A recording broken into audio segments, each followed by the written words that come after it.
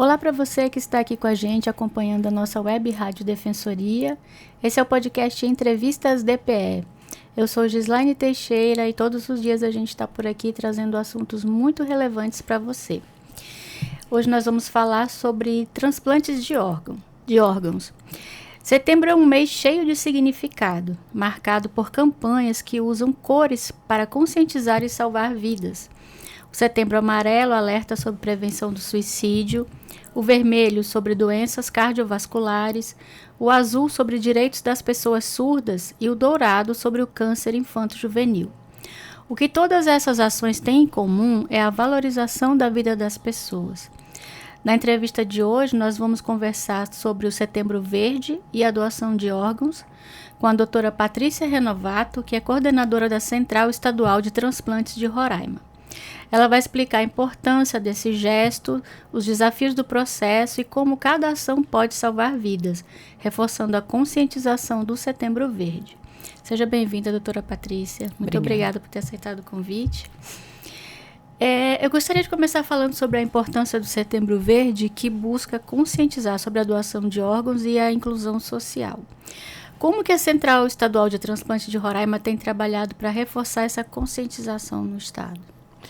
Bom dia, primeiramente eu agradeço a DPU por ceder esse espaço para que a gente possa conscientizar, tá trazendo um pouquinho mais de conhecimento para a população aí. Então, isso que estamos fazendo hoje é justamente o que a Central de Transplante ela tem trabalhado nesses últimos anos, que é conscientizar a população, trazer à tona essa realidade, que é uma realidade do estado, né?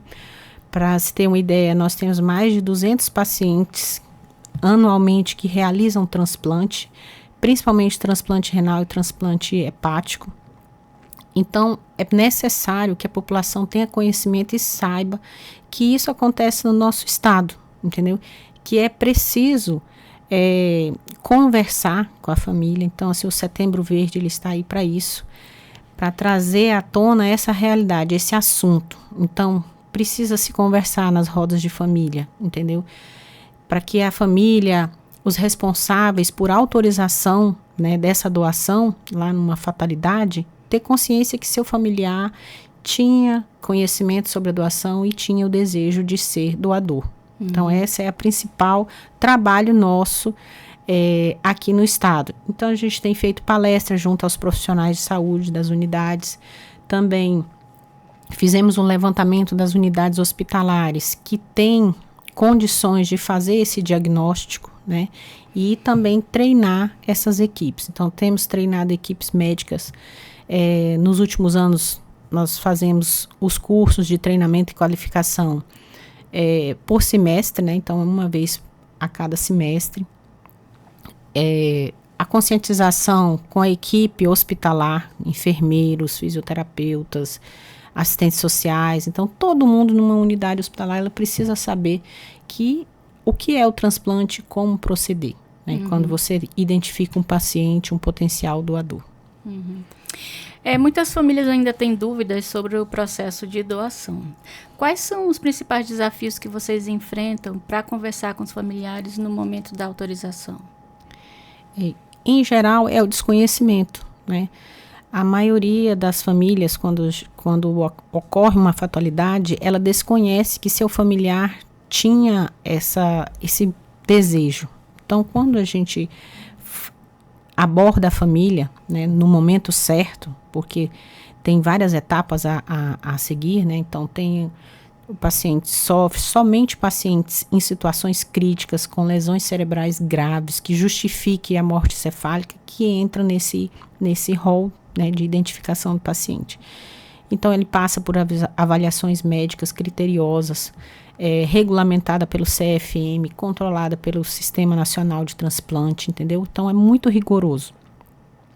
A partir desse momento, quando é feito definitivamente, dado o diagnóstico de morte encefálica, é que a família é abordada, Então, a família é abordada por uma equipe diferente da equipe assistencial, é uma equipe que tem conhecimento e lida constantemente com a questão da doação e captação de órgãos, E aí oferta-se, esse direito do paciente que é doar seus órgãos. Então, a nossa maior dificuldade é o conhecimento mesmo da família.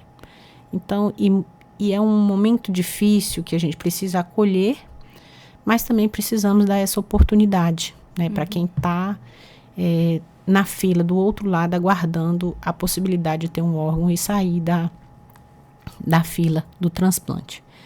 Então, é uma grande dificuldade. Então, nós procuramos abordar com humanização.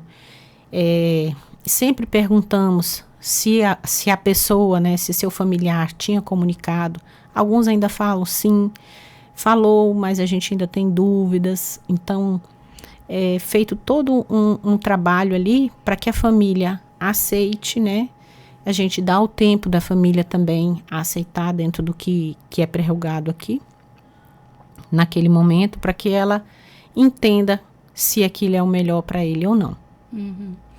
E uma pessoa pode salvar até 8 vidas, né? Isso mesmo, uma pessoa pode salvar até 8 vidas. Porque nós temos rins, né? São 2, é um para cada doador.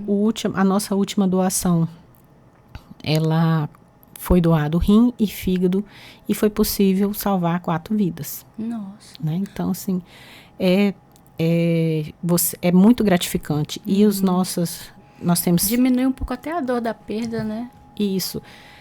Quando a gente conversa, tem uma associação, nós temos aqui em Roraima a Associação dos Transplantados. Então, a gente escuta muito deles isso, que é reconfortante, né?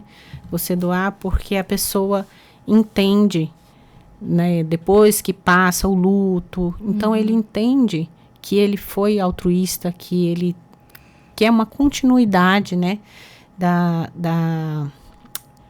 Do seu filho ou do seu familiar, entendeu? Que aquilo ali trouxe paz e que ele foi, né, ainda salvou vidas num momento difícil. A fila de espera para o transplante garante que todos os pacientes recebam os órgãos de forma justa, né? Como que a Central Estadual de Transplantes acompanha e participa desse processo? 95% dos transplantes, eles são realizados na rede SUS. E os que são realizados em rede particular também são financiados pelo SUS, né? Então, assim, podem até ser realizados na rede particular, mas é um serviço público. E o serviço brasileiro, ele é o maior mundial na rede de serviço público, né? Nós temos aí nosso modelo, ele segue o modelo espanhol, né? Então, assim, é um dos melhores, o espanhol. E nós seguimos esse modelo e ele é regulamentado pela Central Nacional de Transplante, né? Que recebe as informações das centrais estaduais, né? E segue toda a legislação. Desde que foi implantado, segue todas as legislações pertinentes do CFM, entendeu? E sempre está atualizado.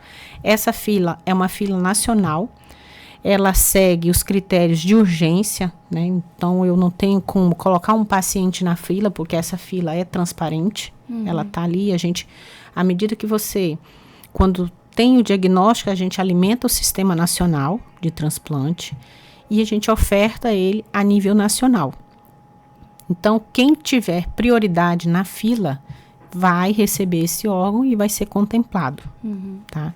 Então, é um sistema muito bem controlado, muito rigoroso e segue todos os critérios. Para o paciente ser doador, antes ele passa por exames, né? A gente encaminha exames de compatibilidade. Para você colocar primeiro na fila, ele vai ter todos esses exames de compatibilidade. Aí, quando encaminhamos para a Central Nacional, ele já vai com todo o histórico clínico e mais os exames que a gente já realizou de compatibilidade.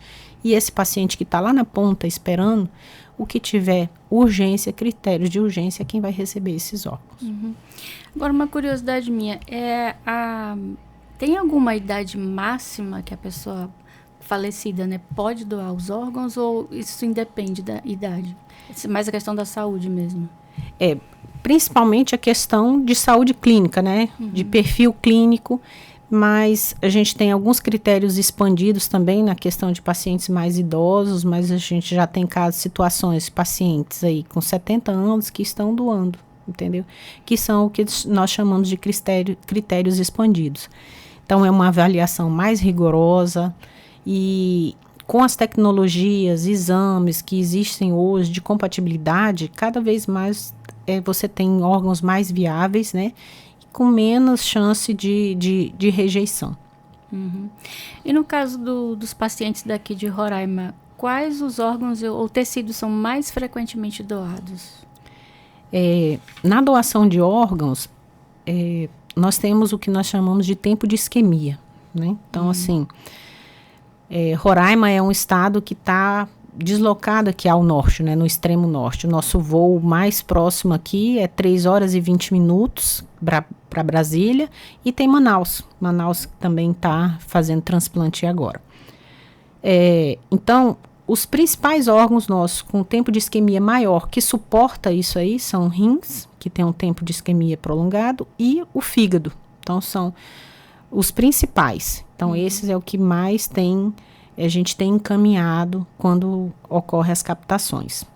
Mas temos trabalhado também para organizar o serviço de doação de córneas, né, que é o banco de olhos, e também estender para outros órgãos também, como válvulas cardíacas, né? Então, a gente está estudando como fazer isso, como fazer essas parcerias para poder expandir as nossas doações.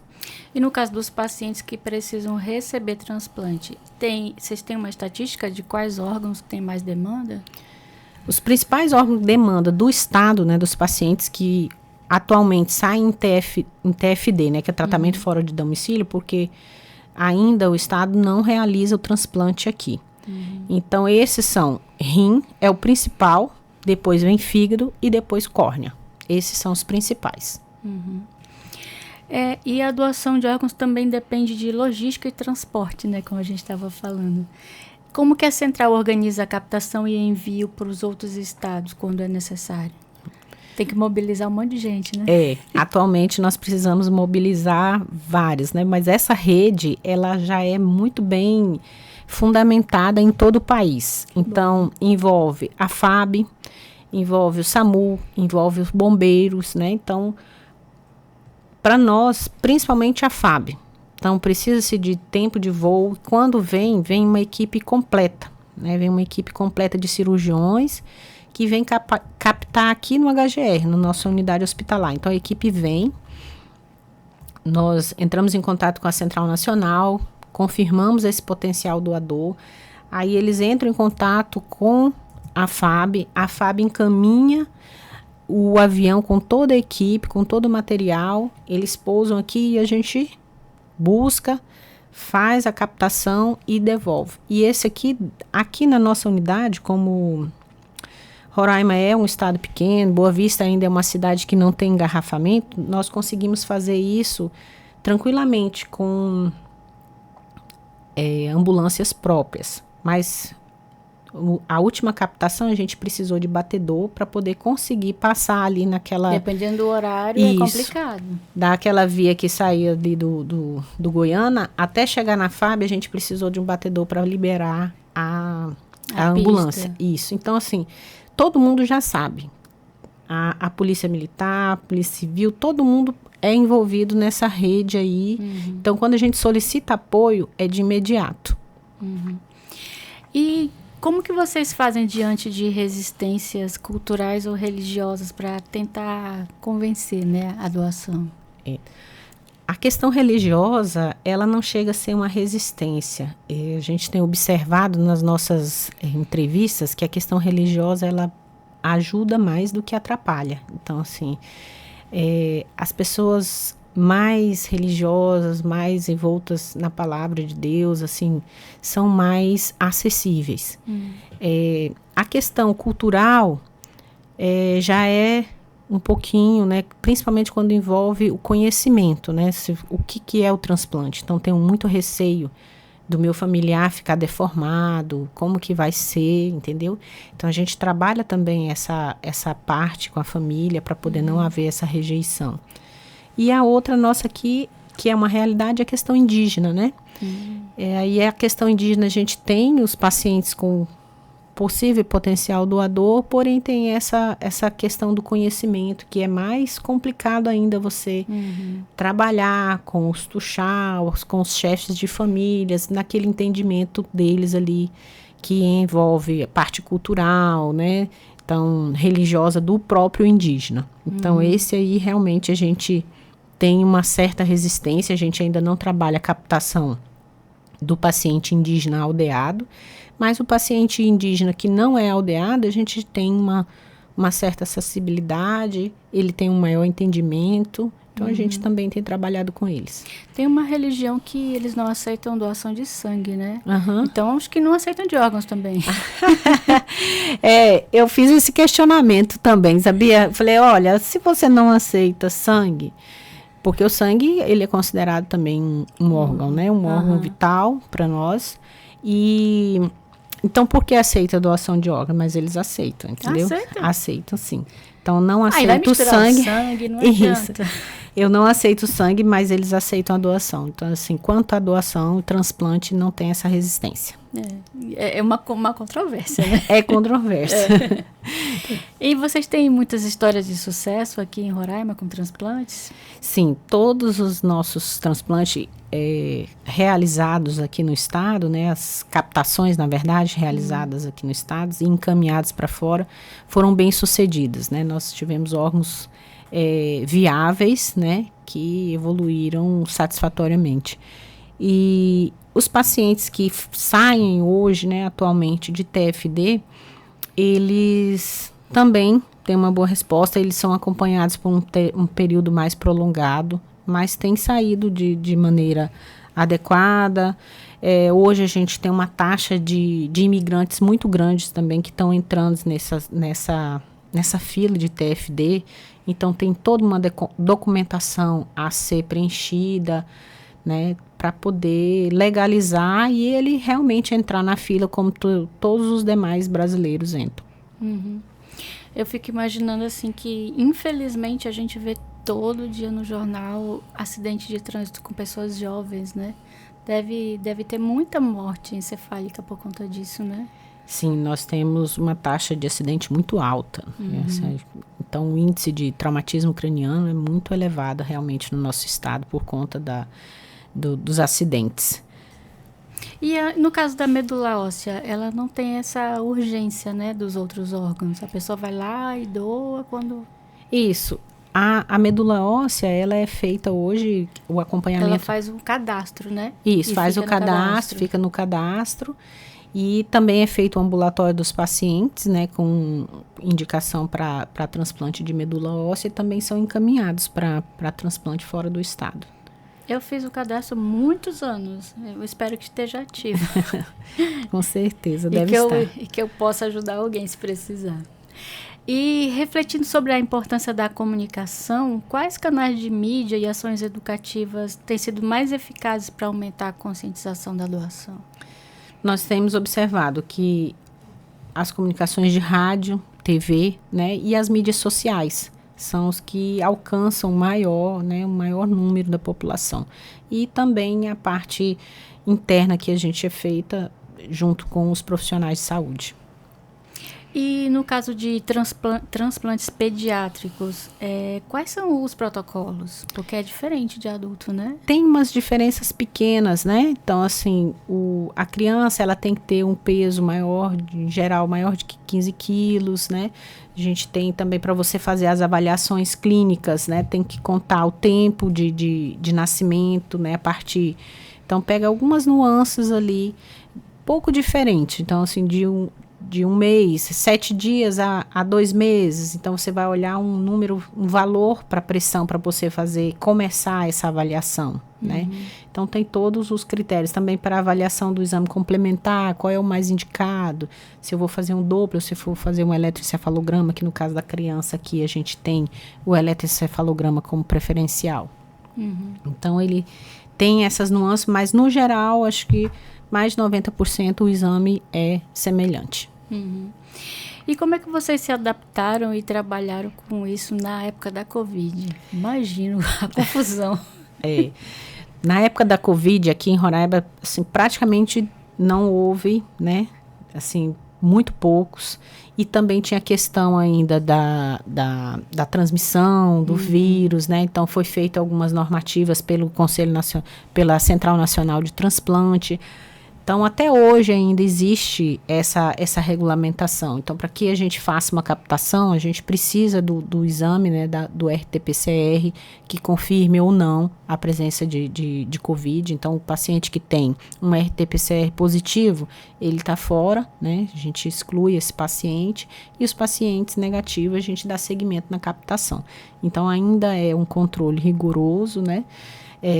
A CNT ainda está vendo algumas notas técnicas com relação a algumas flexibilizações, mas ainda é algo que chama atenção e ainda está sendo rigorosamente pesquisado antes de realizar o transplante e a captação. Além da sensibilização da população, vocês têm algum outros desafios administrativo, operacional? Sim.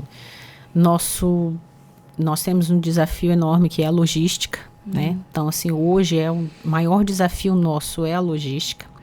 Então, para trazer essa equipe aqui de fora, para fazer uma captação, ou até mesmo para fazer o transplante aqui, é um custo muito alto e a logística é ruim, entendeu?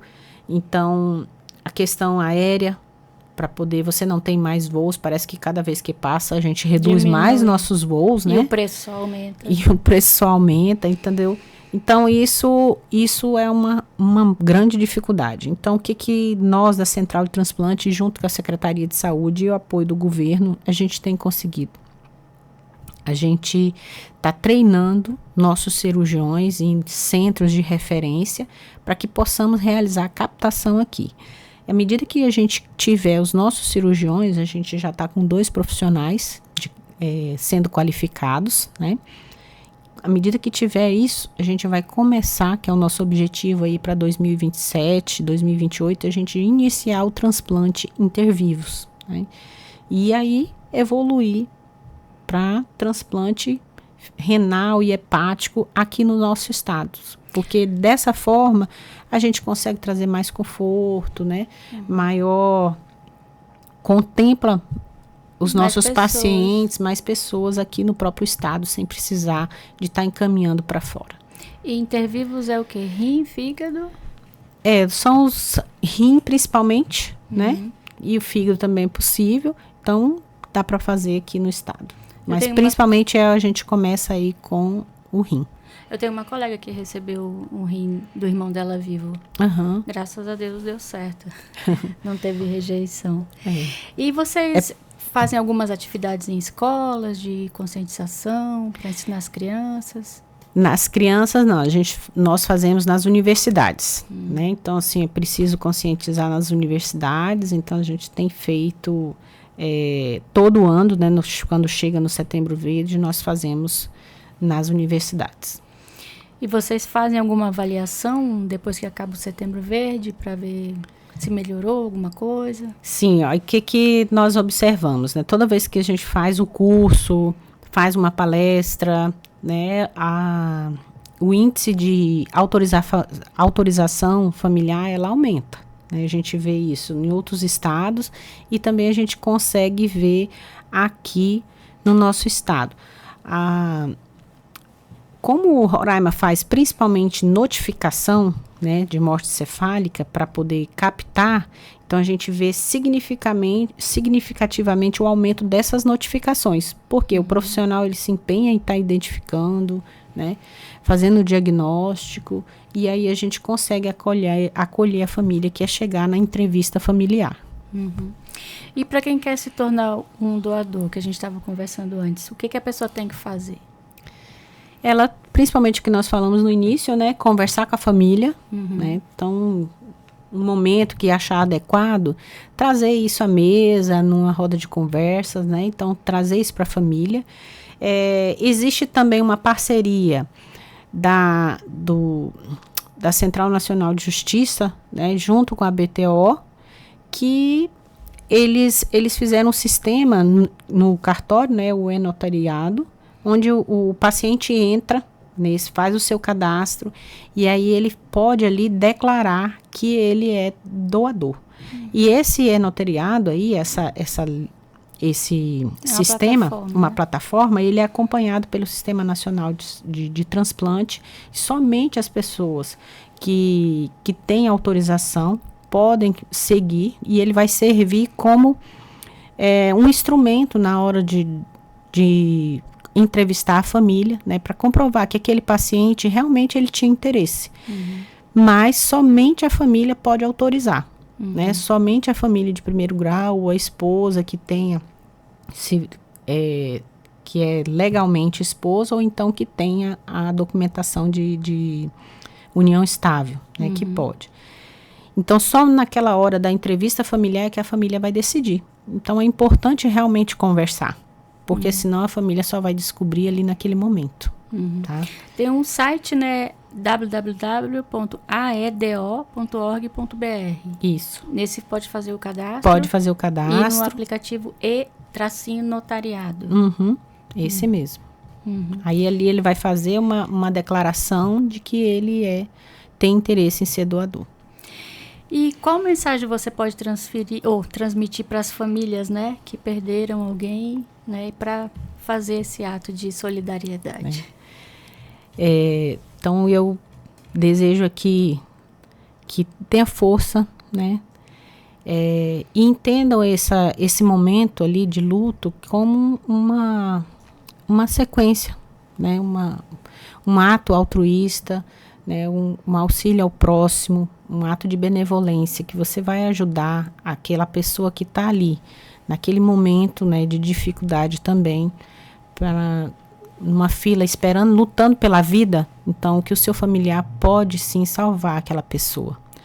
No último congresso que nós fomos, nós tivemos uma apresentação que chama Cicatrizes, né? Então, assim, são vários transplantados, pós-transplante, com várias cicatrizes, né? Assim, quem teve transplante que faz hemodiálise, hepático, demais, né? hemodiálise, entendeu? Então, assim, você vê pessoas que anteriormente estavam ali numa fila de diálise 3 vezes por semana e hoje consegue ir numa praia com a sua família, consegue ir no parque, consegue praticar uma atividade física e consegue voltar a trabalhar.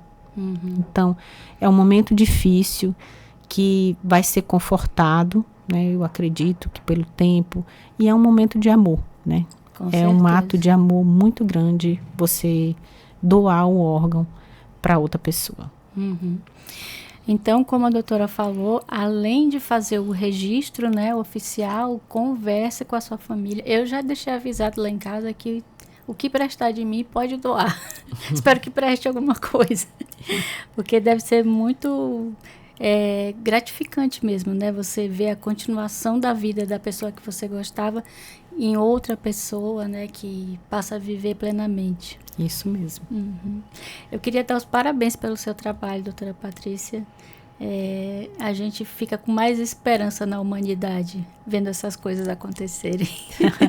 Ai, que bom. A gente também fica muito satisfeito. Eu agradeço a todos. Quero parabenizar também a Associação dos Pacientes Pós-Transplante aqui em Roraima, que tem feito um trabalho de acolhimento muito grande assim, e muito significativo. E também agradeço toda a equipe, a Secretaria de Saúde, ao Estado, que tem apoiado todas as evoluções. Eu sei que Roraima é um embrião ainda na questão de transplante, mas o objetivo é grande. Assim, nós estamos aí com um projeto arrojado, né, e vamos sim conseguir realizar o transplante aqui no estado. Se Deus quiser. Até bem pouco tempo a gente não tinha tratamento de câncer, agora já tem, né? Sim, agora nós vamos ter o centro de radioterapia, que é assim, a gente está chegando, conseguiríamos contemplar todos aqui no estado. Que bom. E a gente vai ficando por aqui. Compartilhe essa entrevista com os seus amigos para todo mundo se sensibilizar com essa causa, né? E você pode acessar a entrevista no YouTube, no Deezer, no Spotify e segue a gente lá para não perder nenhum assunto importante que a gente trata por aqui. A gente faz tudo com muito carinho para vocês. Até a próxima!